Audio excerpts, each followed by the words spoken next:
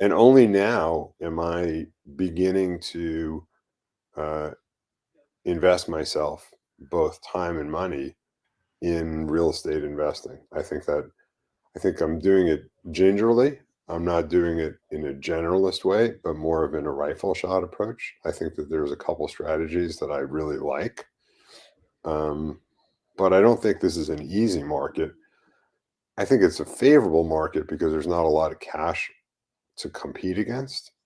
But I still don't think it's an easy market because I think that unlike other downturns, this one is not only because of flow of funds and a curtailment of liquidity, which has been typical in past down Hmm. cycles.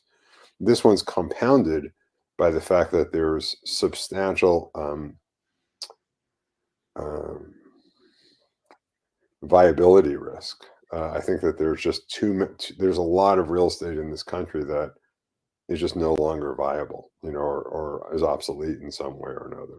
And I think that, and I think you also have another variable which has never appeared before, which is local politics risk. So the combination of obsolescence risk and local politics risk makes today a little more complicated than it ought to be. And I want to get into some of the areas that you believe are not viable because you said some interesting things about downtown LA when we spoke on Saturday. But first, so these rifle strategies that you're doing right now, if you don't mind sharing, what are they? What asset class?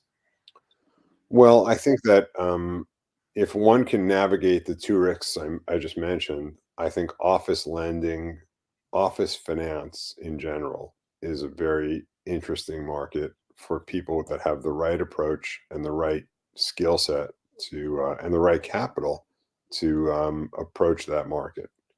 I think the other one that I find worthwhile is the ownership of apartments.